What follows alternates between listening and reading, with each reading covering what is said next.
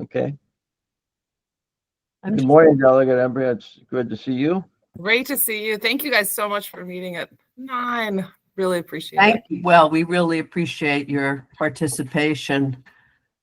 I'm so excited. And I don't know if there's time today, but I had a really interesting conversation with the Alliance for Higher Education in Prison about Maine's allowance of inmates to do actual real jobs remotely. And I just wanted to share that fact with the group, and then they're sending information and I will pass it along. Wow, that's terrific. Yeah. It's really been great. They started as a pilot and it's did well. And so anyway, and they're talking to other states about the possibility. Working remotely, does that mean they need to have internet connections and everything? They do. Yes. Yeah. Exactly. So there are challenges, but and I talked to the secretary and the governor's office, who both seemed very interested. So I wanted to make sure this group also had the information. Yeah, the internet is not so much of a challenge anymore. You can firewall it and you can do stuff. I mean, it's used to be such a big concern, but we actually are already piloting that. Oh, we are? Oh, hi, Danielle. They mentioned your name. I was going to reach out to you. Are we Yeah, piloting? Laura Rodas from Maine and I have already spoken about it. Oh, wonderful. I'm so sorry. I was going to reach out to you. The That's secretary fine. didn't Yeah. know, but I learned that you did. So You're fine, Delegate. So do we have an employer who is employing? There is an employer that we are in talks to right now. They're kind of like they're like an online site that does furniture and stuff for office spaces, and like sort of like Wayfair, but for like offices. And they only sell to like companies and stuff like that. And they actually contacted us. So I contacted Laura because that's who everybody in the country looks up to like new and inventive things in Maine. And she kind of gave me the gist of how it goes. But yes, you're right. The internet is what kind of, stops us a little bit, but we're trying to work around that with our current provider that we have going into our schools and stuff right now. So that's fantastic. I'm so happy to hear that. Yeah, and Ainsley and I have been talking to state directors that Danielle has put us in connection with, and there's a lot of stuff going on in different states: Texas, Ohio, Oregon, North Carolina. There's a lot of stuff that's out there that we could look at, and so our higher education group, I guess, will take on this one a little bit, or actually our workforce too. So maybe we should get started. How many do we have now? We have 15, and Ainsley, you say 14 is a quorum? Yeah, although I do believe that some of the people are not part of the advisory stakeholder group, so I don't really know how to proceed if we don't have quorum. Let's wait another minute. Another minute to a number, yeah. Maybe we can while we're waiting. I just because Judy's going to lead our whole thing today, but we've been get rid of a few things that wouldn't drag us down time wise.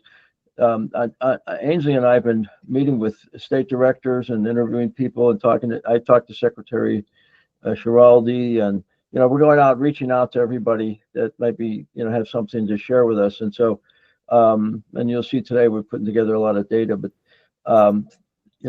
Danielle's been very helpful with us getting things arranged, and so we're moving forward with trying to get background information and other things for you guys. So at some point we're going to be going out to the institutions as well and setting up our regional forum. So we're moving ahead as quickly as we can. Good morning. May I interrupt for a second? This is Delegate Pasteur. Good morning. Good morning. I'm going to be here for about a half an hour, but my chief of staff is on, so you might not recognize her, Ainsley, but she's on and she will stay to the end of the meeting. If What's that's her name? fine. Renee Yarbo Williams. Okay. Good. Is there, I'm having trouble seeing who's on, and I've forgotten if I ever knew how to see a list. I don't see pictures of everybody. It says and seven others. Ainsley, how do I get to the list of everybody who's on? So if you go down to the bottom of the screen where it says there's like a little icon that has like people on it, Mhm. press that, and then it'll bring up the list of who's on. I don't know if we're gonna reach quorum today, so I think that if we want to move on, I think we just can't vote on anything, but I think the only thing we'd have to vote on is the December 19th meeting minutes. So Oh, there they are. Okay. Yeah. Well, why don't Okay. we get Well, I started? don't think we should stand on ceremony too much. So why don't we get started? Welcome, everybody. I appreciate your coming so early, and I appreciate myself for coming so early. You see the agenda on the screen, I hope. The first thing we need to do is to approve the minutes from the last meeting of December 19th. I don't know if you had a chance to look at them. They're extremely thorough and detailed. I think we have Ainsley to thank for that. Would somebody like to approve the minutes? So moved. Do we need a second? My knowledge of Robert's rules is Second. okay. I don't believe that we can We don't have a quorum. officially approve them Right. at this time because we don't have a quorum. I'm so sorry. Okay, well, let's just go on.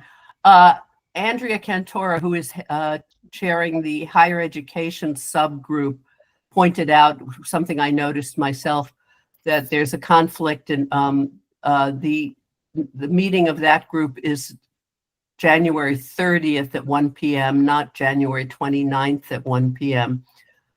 That may be a problem for some of us because that's when the second look bill is going to be heard in the Senate.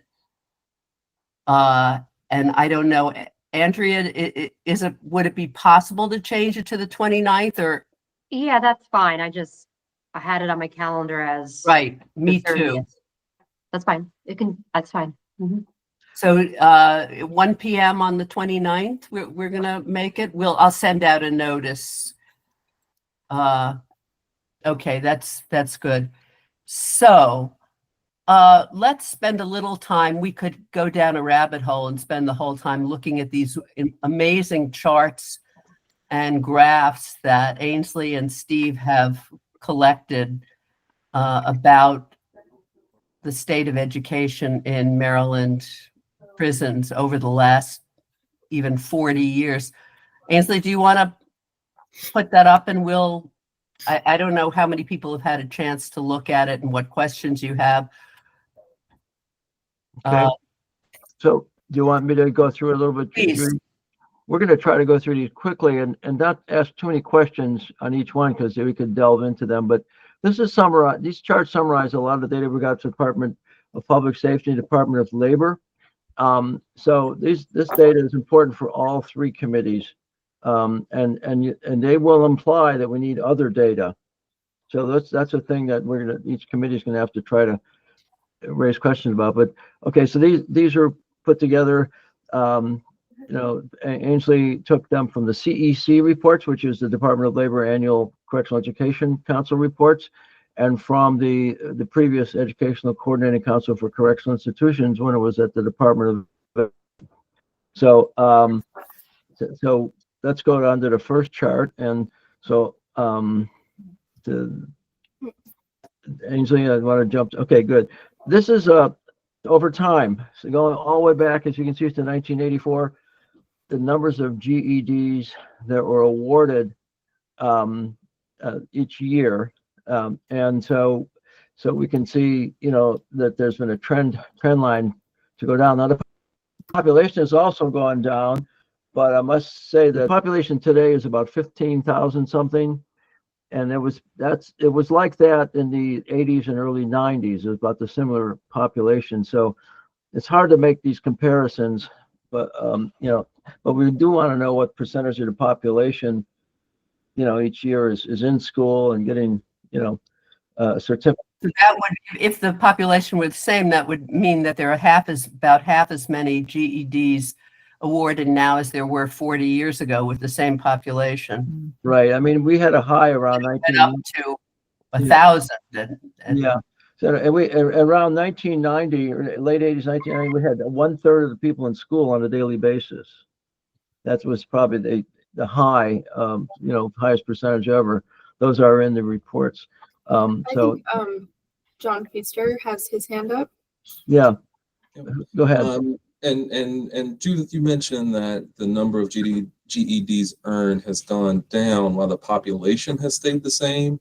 Well, Is the that population went up and then No. down. I'm just comparing to Steve said in the mid 1980s, it was about the same as it is now. I'm taking his word for it. And then it would be half as many GEDs. But according to this chart, around the turn of the millennium, there were 1,000. That would be, 3 or 4 times as many GEDs as now. Now, go ahead. Go ahead. Yeah, just saying, if Ainsley put this chart together, I think that an additional piece of information included would be the population. Like if that I said the same thing. very specific, so we could see that trend as well. That would be helpful. Yes, We can do I that. said the same thing, and she did you include that in today's PowerPoint, Ainsley, the data about just the population? This is the one that we do have, the percentage of the prison population obtaining GEDs per year. Yeah. So we don't have the population number per se, but this is the percentage of the population getting a GED each year. We're up, before 1990 to maybe 5%, over 5% of the population getting a GED each year. And you can see it goes down. Now, taking into consideration COVID, taking into consideration 2014, we had a brand new test, which was much more difficult. And everybody's still recovering from both of those events. Everybody, I mean, state prisons, community centers for GEDs, et cetera. Do you want to go back to the next chart to see it? You can see how the questions will come up here, and we want to go through them and just show you what charts are. The chart after the second one, which Ainsley, okay.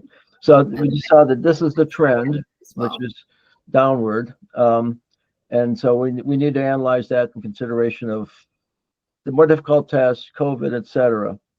But also we want to compare that to what's going on in the community. Did the community at the colleges and places where they do GEDs, did they rebound in the same way or have the same problems? And we did find interviewing states, we've introduced 4 state directors, Ohio, Texas, Oregon, North Carolina. They have the same problem generally, but they bounce back to a higher degree that I think that we have, but we can provide you that data too. We're assembling that. They had a decline because of COVID and the difficulty of the test, Yes. probably, but they bounced back better than Maryland did. Generally, not each one, but generally. So we're going to try to get more data on that. And then I think both Anne and Delegate Pasteur have their hands raised. Anne, real quick. So I wondered if we might be able to get a metric on how many people have their GED or how many people do not have their GED, so that we can kind of compare customers waiting versus customers served with those numbers, because that would be a nice overlay. Are we down because there are less customers waiting, or are we down because there are more customers waiting but there are less seats? And I just wondered if we could get that.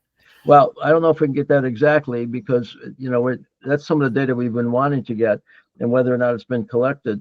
We don't know exactly how many people come in with their high school diplomas. We don't know how many people come with their GEDs, but we do know that there's, out of 16,000, we have thousands of people, probably less than 50% that don't have a high school diploma. That's generally what we know, but we should get better numbers, and that's a hole in the system if we don't have it. Okay.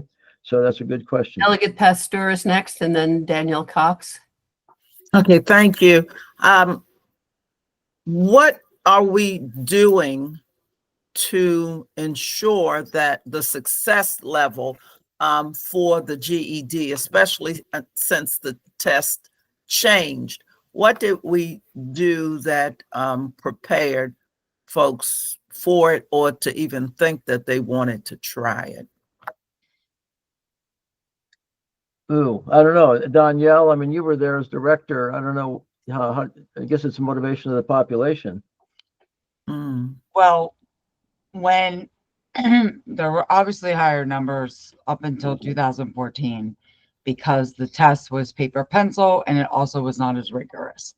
When 2014 happened and it just overnight went to online or on computer, literally there were 0 GEDs, or I think there might have been 4 between 2014 and FY14, FY15. And that was due to switching over to the computers, shutting down all testing, that sort of thing. It did not bounce back and still hasn't. And that is a trend we see throughout all the states because of the rigorousness of the GED. So what we had to do was take and get it, well, one, give them schooling and class on how to use a computer, for one. So they had to learn how to use a keyboard, type a essay for the English test online on a computer, that sort of thing. So that took time for them to learn that. In addition, in response to the rigorousness of that 2014 GED, the TABE test, which is what we use in Maryland and most states use to determine whether they're ready to take the GED, they also switched their test. So it went from being just what the GED basically was before 2015 to more rigorous then. And actually, it's gotten even more rigorous than the GED is at this point. So then we had to adjust for, okay, now this is more rigorous. They automatically, every student went from being at so say if they are at, we have literacy, beginning, basic, intermediate. If they were in intermediate, immediately when that TABE was changed, they went down to beginning basic. They lost a whole step. So then they had to relearn or learn more rigorous material to get just back up.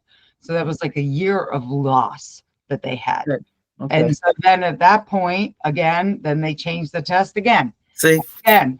So it's just having to do catch up. Okay. Yeah. Wait, Danielle, thank you. Because we can look at all of the graphs and charts and whatever about what went up, what went down, etc. But you just touched on major components that would stop it, not just because things that are incidental, but what happens, the same kind of thing that happens when folks are in school, in regular school, right? So when it's all over your head and there's nothing that is bringing all of the pieces together, you drop out, you quit, you don't want to do it because no one wants to set him or herself up for failure. So while we're talking about what these lines look like and the decline, et cetera, even if we were looking at this, we saw it going up, we need to have that discussion and be very clear about why suddenly it went up, even if it weren't sudden, because that tells us how to ready our folks and keep it stable, to maintain and maybe even to grow the population of people. And I heard someone mention changing the date of the meeting because of the second look hearing in the Senate. Well, that's mine in the House. So I know one of the components is how people are educated. Mm-hmm. And so they get knocked right out of the box if we are not doing the things that are necessary to even make them want to take the GED, let alone. So Danielle, you are my hero for the day. Thank you. Okay. Danielle, Thank you. can I just ask, Okay. are the teachers of the GED, are they were they trained to adjust to the changes so that they're teaching to the test? Let's try to keep this brief. Because we got more charts. Go ahead. Yes, they were then taught, okay, here's the new test. So let's get them prepared for that. And then a year and a half, 2 years later, it changed again. So, okay, let's get them prepared for that. And then COVID happened.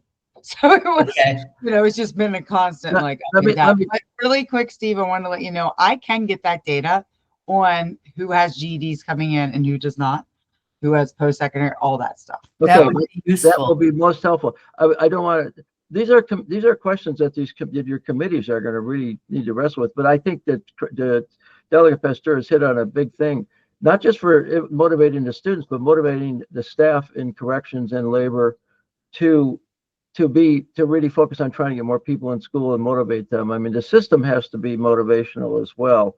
It has to have a priority. But we can talk more. Anyway, we probably can't go through every one of these charts, otherwise we won't get to anything else. So. but the very fact that we're having so much discussion, it shows the importance of this GED drop and what we're gonna have to do to dig in and find out what's going on. Thank you. I think that those are questions are terrific. So here's the percentage of the population obtaining GEDs per year, and we see that that's down. And then we have the number. We took all the ABE levels. There are 3 ABE levels of ABE is adult basic education. Yeah, they have 3 literacy levels of classes, and we just lumped them all together rather than do 4 charts. The total number of ABE completions per year. These are people preparing for their GED at various levels, and it's gone up, which is good. So we have people in adult basic ed who are participating. So let's go to the next chart. It's gone up since 2020, you're saying. Right. You skipped one chart there, I think.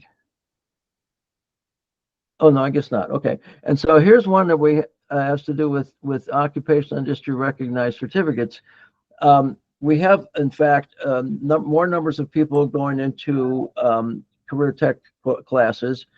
And where we have some questions for Department of Labor, we have two colors here: number of occupational certificates obtained and a number of industry recognized certificates obtained. And we want to talk maybe more about clarifying that to make sure, because we have national certification, we have industry certification, sometimes they overlap, but we do have, we had more people going into getting certificates, which is good. Now, these people have to have a GED to get in these classes. And you recognize that because we're not having a lot of GEDs. Not only we're not getting people to go to college because they don't have a GED, but we can't get them to get into career tech classes either. So keep that in mind, that if we have more career tech people, we still need plenty of GEDs to get students for these classes, okay?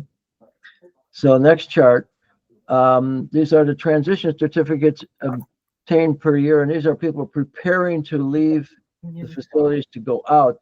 And we're probably gonna have some discussions on this, because in addition to getting the skills, you need to know how to work in the workplace, you need how to take care of your personal finances, you need to know how to access services in the community. These are all the kinds of things that they teach in transition. And it would be useful to state on the caption there what exactly a transition certificate is for. Okay, so this is data we have in it, and okay, so we'll go to the next one.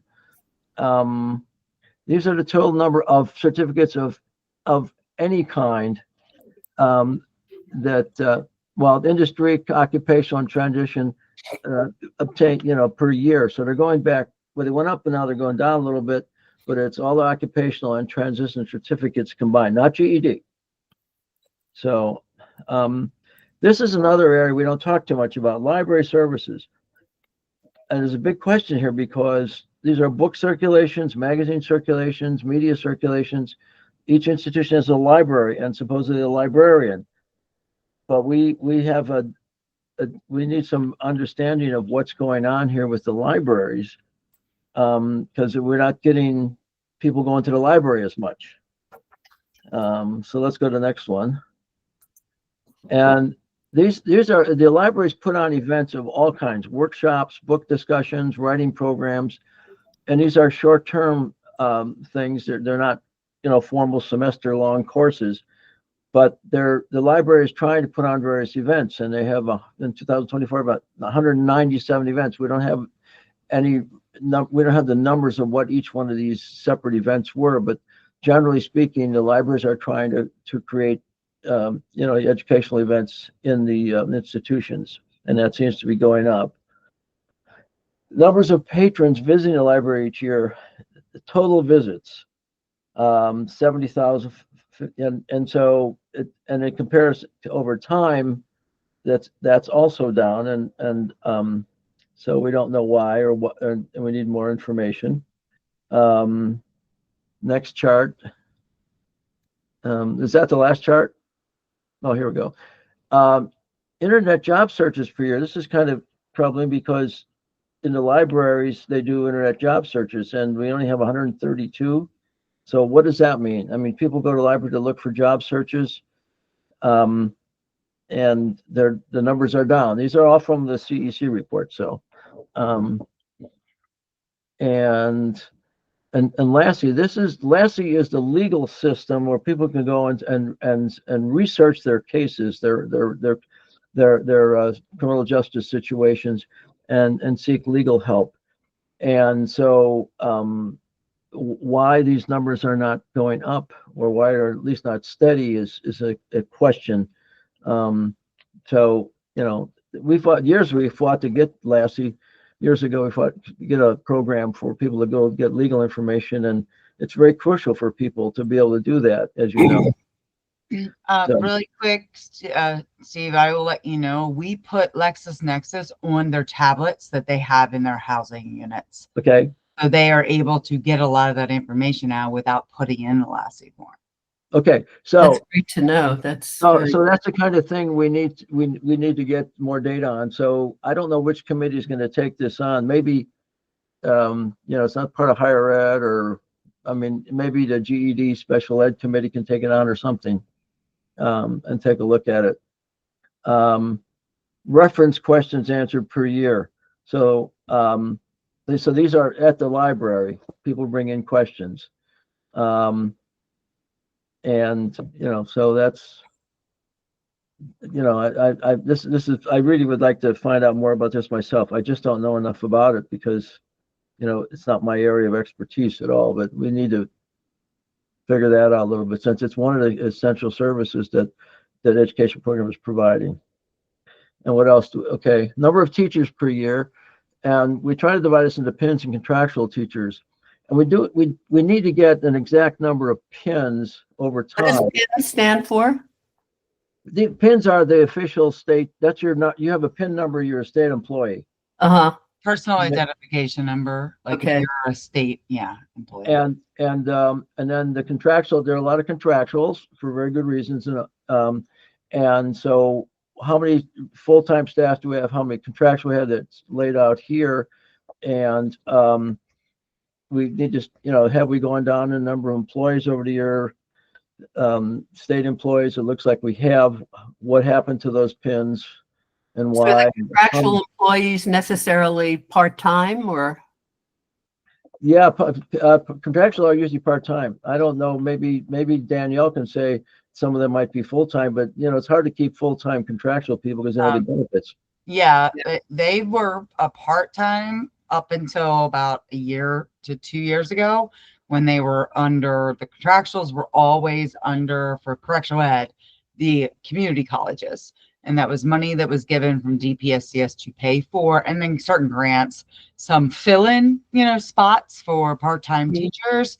But when labor got rid of both the community colleges last year and a half ago, and took them all on as contractual PINs. So there's a contractual PIN and a regular PIN, right? So they work contractually, they don't get paid for holidays, all that good stuff. So they now went to half and half. So some are full-time and some are still part-time. Just depends on the position.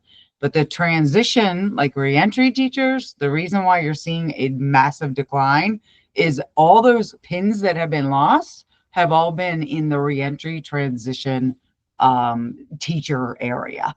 So that, it was like, you've lost PIN, so who do you get first? So you take away them and fill them in with part-time teachers who cannot cover the whole state. So Okay. All right. So that shows you our transition services instructors have gone down. You have the chart here for that. So good. This is good information that each one of your committees is going to need to wrestle with. We got to have people to do these things, and train people. And so, okay. How many more charts do we have here? I lost track. This is the last one. Last one. Okay. So we have probably 10 questions per chart at least. But I if there's a few general questions, we can entertain them at this point about the charts. And we want to make comparisons with other states. That's why we are now interviewing state directors and from various states, and we will continue to do so and provide that data. We're going to put some of those interview questions results together for you all.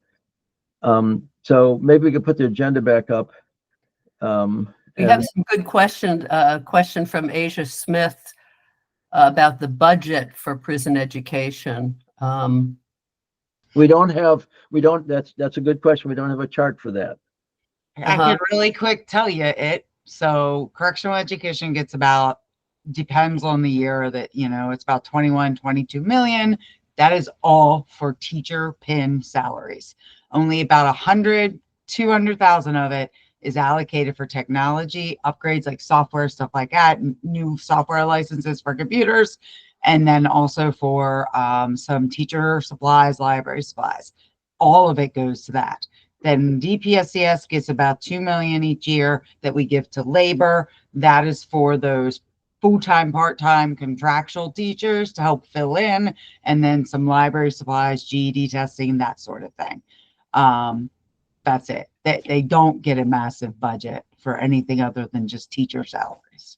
Okay. Everything else that they use is all grant related. So they get about 600,000 from MSDE for our neglected and delinquent. They get about 300,000 for special ed from the feds through MSDE. Occupational through Perkins, they get about 300,000, and then adult ed, they get money coming in from the feds through adult ed, which is about 400. All the money they have to pay for actually services in the facilities and for students and materials and that sort of thing all comes from grants, and that goes up and down every year. You never know how much you're going to get. Can you send us that data, and we can put it into some charts into you know, we'll massage it for everybody. If I can give you from, you know, some up until, well, it's public knowledge, the state budget, but Right. like the grants and stuff, I can give you up until about FY22. I can work with labor to get like more recent stuff. Yeah, that'd be good, because I think the committees will need this to look at it, because we go back to the legislature and we're not going to get any money from the legislature. I know that. I mean, we're not, unless the delegates can pull off magic in this year. So, and we're not, you know, but we need to know what the budget is. So yeah, I think we'd better move on though for now. But this is really important, Danielle. If you can get that information, we can incorporate it into these fabulous. Are there any more questions, or there might be some in our chat? I haven't been looking. Nick Maroney asked, can we find out how and why the PINS positions went away and what can be done about that? Yeah, we want to put together a chart more specific on the pins. So we will get to work on that, because we know over time that we have fewer state pins, and like, you know, there's probably a lot of reasons for that, but I can kind of give you some information later about that. And also I can work with labor to see, I know they haven't lost any more recently, and that was because I begged when I was there not to take any from us, but a lot of it is budget related and, you know, deficits. So yeah, I can work with them. Point taken. We're going to work with you, Danielle, with labor to get that information. Angie and I work with that and with you, and we give that to the committees as well.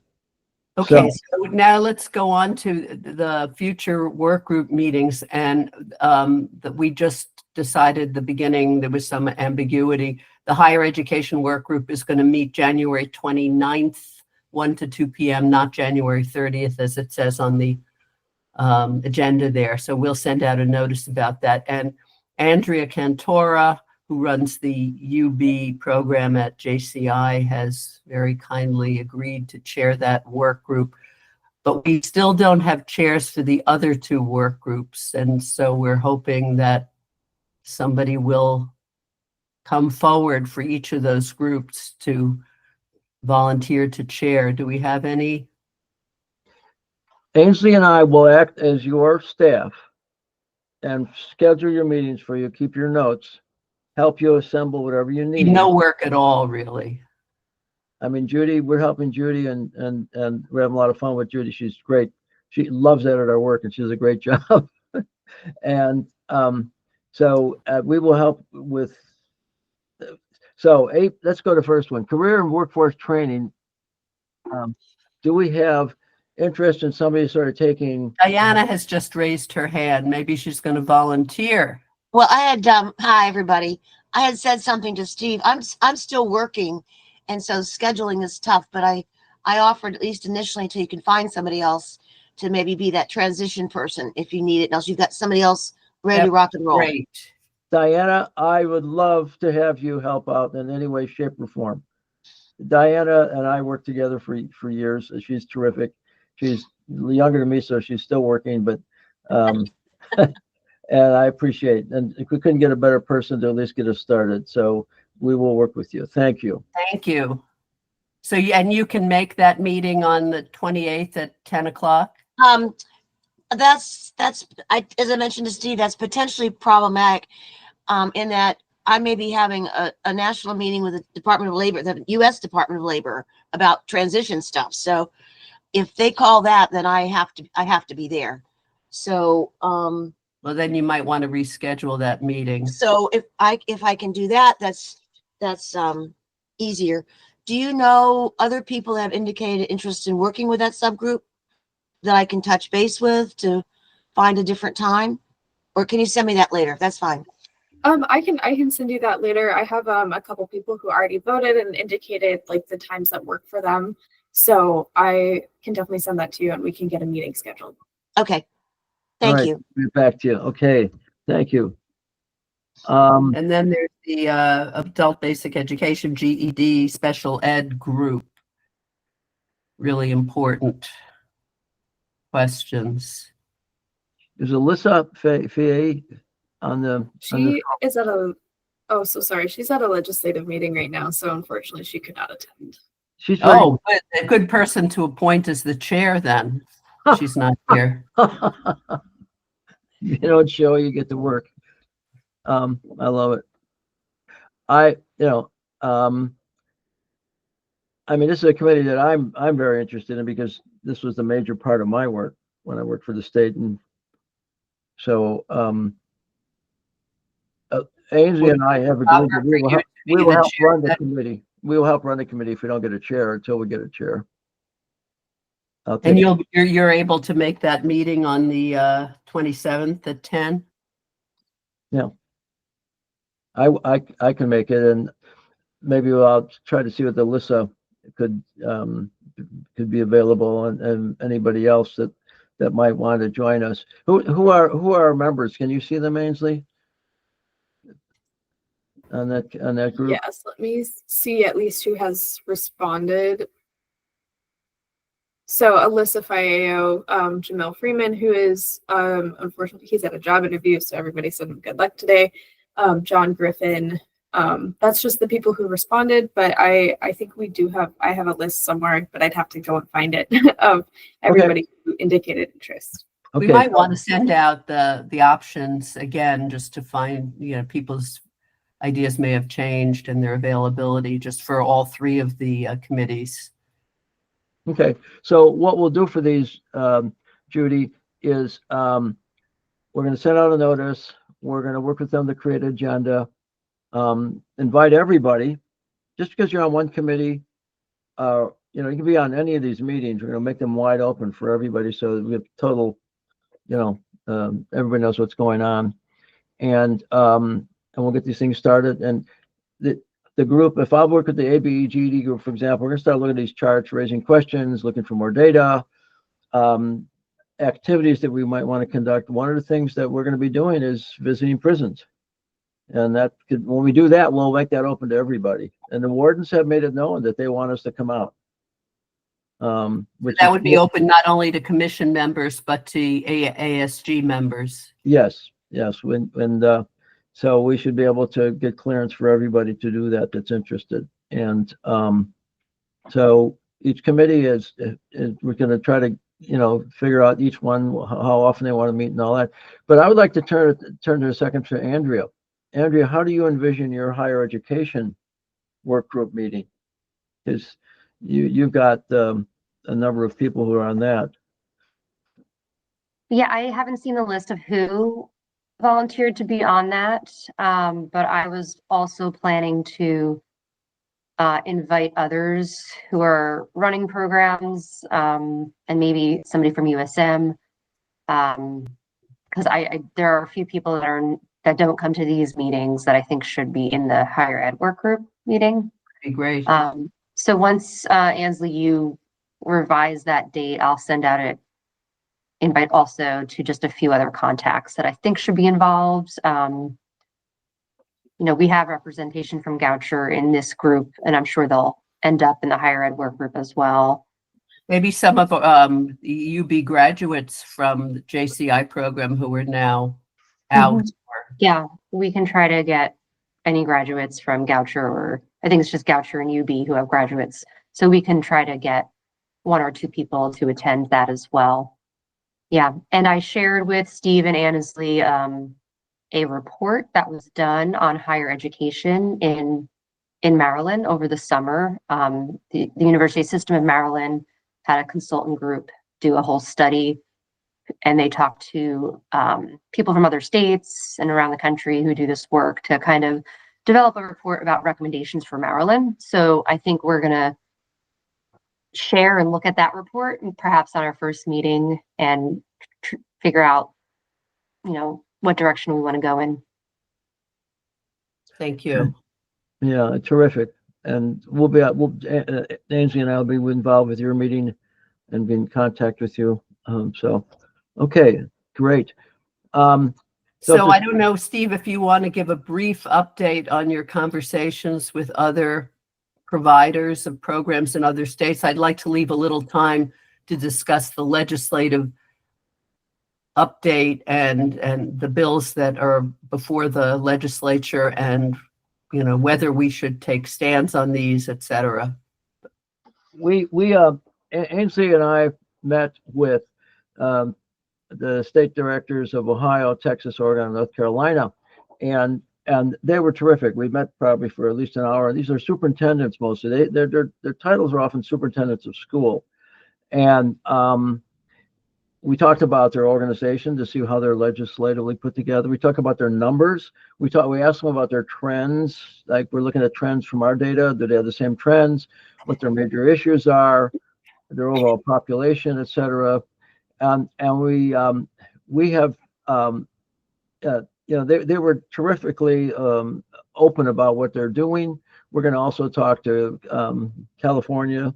We're going to probably I'd like to talk to Maine from everything Danielle has said about what they're doing up there. We're, trying to get a hold of their legislation.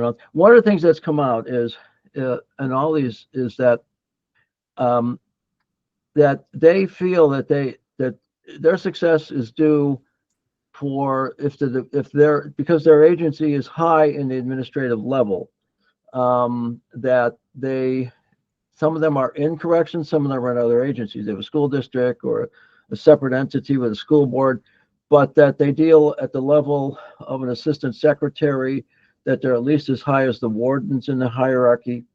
And that gives them, often they have separate budget lines, so that corrections can't go to their budget and use money for other reasons. And they feel their success is due to some of these factors. So we want to look at that in Maryland to see, does that make sense? And so the decision-making thing that they think is important is that they are able to deal at a very high level, and that they are equal or high. They're equal level to the directors of corrections, or they're in corrections at that level. And so that was one of the things. They're having problems like we do, with the usual things, COVID, and the test changed, and transitioning to technology. And some of them have made terrific technology leaps, and others are still coming along slowly. And their numbers aren't always so good.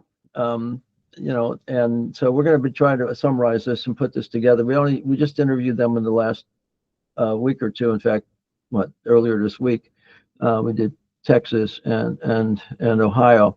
Now, Texas and Ohio are much bigger. Texas has 140,000 inmates. Can you believe that? Whereas Ohio has about 45,000. North Carolina is, I don't recall the numbers, and Oregon is smaller, like Maryland, but they all had good things to say, and they all have different models. So that's pretty much what we've gotten so far in just in a summary. Okay. Yes, thank you. So you see their bills. I don't know, Ainsley, if you want to link to the bills as you just did for a moment, or but one question is whether we as a committee, or whatever we're called the advisory stakeholder group to the commission, can or should take stands on legislation. Steve and I were talking about this earlier. So, for example, the third bill listed there, diminution credits, would prohibit people who are convicted of first-degree murder for getting from getting diminution credits for their educational achievements. And personally, I think this is a terrible idea. But the question is it, are we permitted, and leaving aside whether we're permitted, is it a good idea for us to be endorsing legislation or opposing legislation, or is that not our place? And I'd like to just open it up to discussion and hear what other people have to say. Our delegates, Embry, Delegate Pasteur had to leave. I don't know if Delegate Embry is still Delegate here. Embry still on? Because I think so. I would probably just recuse myself. I think it's not my call, but not that I wouldn't agree with you or disagree. But just because I have to take decisions separately. But I would just ask not to be part of any legislative, if that could be. Well, let me ask you. Can I ask a theoretical question? Of course. My thing to Judy was, we have so much work to do with this commission that if we start picking that, I would rather, and I think individuals, each one of us individually, including myself, can go advocate and do our things with our groups, whatever, that we're not part of the commission. But I'm afraid that if we pick a piece of legislation, that we might end up causing some kind of ruckus that takes away from our work with some delegates or some senators. And so I wanted to just say, let's keep aware of all this legislation. Each one of us can go out in our groups, but I wouldn't want the commission to get formally involved with any of it. Well, again, the commission, there's the commission, and then there's the ASG, and whether we are part of the commission, I didn't think we were exactly. Gordon has his hand up. Gordon? Forgive me, I'm not going to take long, but I want to, I think sometimes when these bills come up, people don't look at, I guess, the overall thing here. I get that people want to be tough on crime, but diminution credit only applies to particularly first-degree murder, because if you're convicted of that, you have to be sentenced to life. So diminution credit only applies to parole eligibility for your first hearing. It doesn't prolong your stay in prison. So we're looking at what type of benefit does that have. The reason why the legislature incorporated this in 71, the diminution credit for people serving life sentences, was to motivate them, inspire them to get involved in programming and rehabilitation so they can strive to get out sooner. If this is taken away, I think that undermines the whole point of why they legislated in the first place. And I think it could have diverse effects. So I think as individuals, I think this is something we need to look at and make a decision how to deal with it, not so much as the commission itself, but it does affect the commission because the motivation behind it was to get people involved in things, to curb down on violence in the prison and get them prepared for being released. If you take that carrot away, it takes some of the motivation. Right. Yeah. Other people have thoughts about this? Nick Baroni. Oh, Hi, I folks. thought Thanks. So I should know more. I should have read the bill, and paid close attention. But perhaps you can educate me. Is the ultimate? Thank you, Delegate Embry. Is the ultimate reason for the commission to make recommendations that then could possibly be taken up in bill form by legislators who are involved or want to be involved ultimately? In the same way as, let's say, juvenile justice reform was done, where there was a commission and there was a substantial list of recommendations following meetings with experts and a lot of back and forth among stakeholders. and then ultimately there was a legislative package that was carried through. Is that what this is ultimately going to be about? Because if it is, then that's a different and very substantial approach. I'm not sure what we're, how people want to proceed with this. That's, so. Nick, I'm not sure I completely understood your question. Well, I'm sure that's my fault. So, I mean, if the commission ultimately comes up with a series of recommendations backed up by expert information and agreements among the folks that are on the commission, et cetera, that could then become could be converted into a piece of legislation, at least the parts of it that necessitated legislation. Some recommendations might be policy related that could be achieved without legislation, but there could be a legislative package, a thoughtful, substantial legislative package from the commission that would be put together over time. Yeah, I don't know how that's going to, speaking as the chair of this group of the commission, I'm not sure. I'm going to probably go back to like the Delegate Ampry, whose bill this was, to see how he feels. But my sense of it is something like yours, Nick, that we come up, our final report is due at the end of this year, and that we come up with recommendations that can be converted into legislation. And then it's up to delegate senators to take it up. And so we go through our committees, I'm expecting the work groups hopefully will come up with recommendations of various sorts, and some of these would be converted into recommendations to public safety, recommendations to labor, recommendations to the legislature, various kinds of recommendations.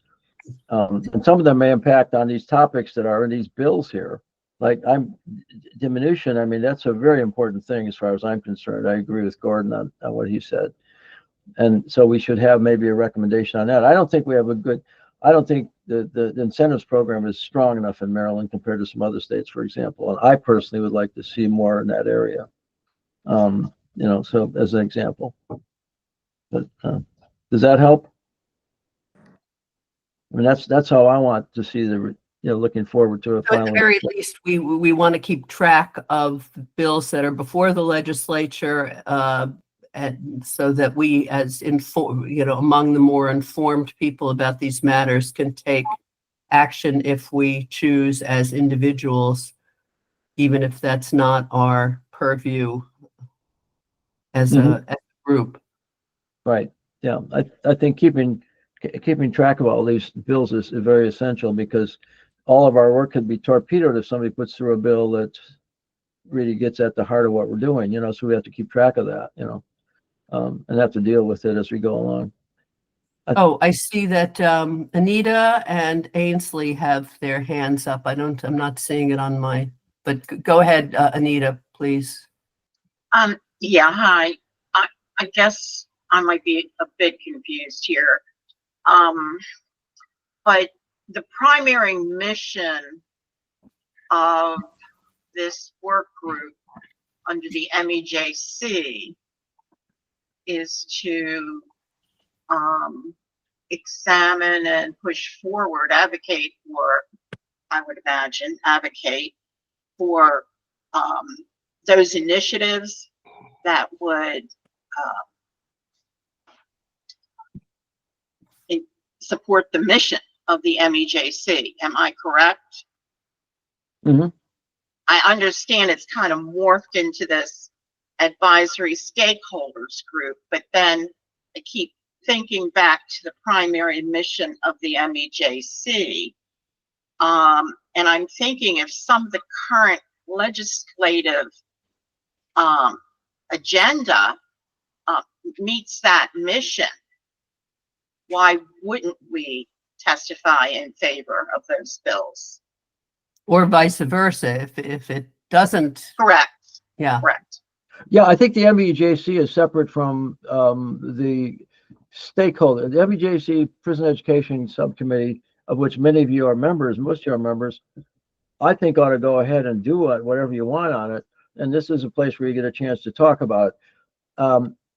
I think that with the commission, I'm just got to be a little more careful that stakeholders part of it about what the topics are germane to everything we do, but I think they become recommendations in our final report.